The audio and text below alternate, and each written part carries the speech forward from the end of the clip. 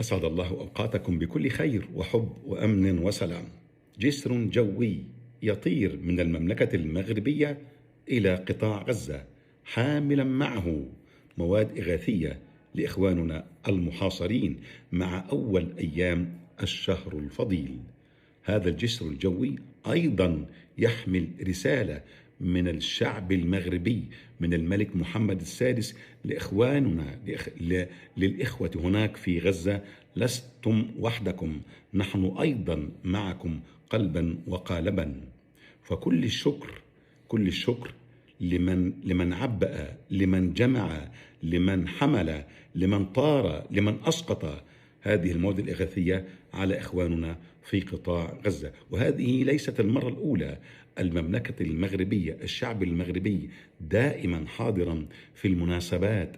وأذكر في نفس الشهر، شهر رمضان 2017، حينما حصرت قطر، كان المد الإغاثي والطيران المغربي حاضرا هناك في مطارات قطر ليقول أيضا لإخواننا في قطر: لستم وحدكم، نحن أيضا كمغاربة وكشعب مغربي وإرادة سياسية معكم قلبا وقالبا. هذا هو قلب المملكة المغربية، هذه هي أفعال المملكة المغربية، أفعال كثيرة وأقوال قليلة. هنا أتذكر نظام يجاور المملكة المغربية، أقواله كثيرة وأفعاله قليلة. دائما يقول ويتغنى ليل نهار أنه مع فلسطين ظالمة أو مظلومة، وكأن أوجاع وآلام والعطش والجوع الذي يأتينا من قطاع غزة لم يستمع أو لم يسمع به حكام هذه الدولة.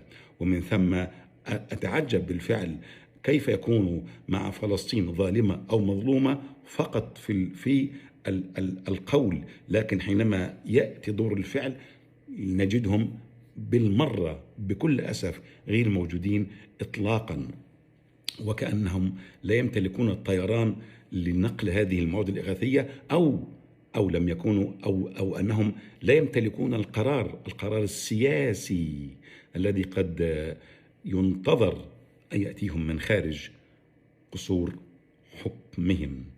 بكل أسف هذا هو الفرق الشديد بين نظام يعمل بهدوء وبصمت، أقوال قليلة وأفعال كثيرة، ونظام يتغنى ويكبر ويسمن فقط على مجرد الأقوال دون أفعال.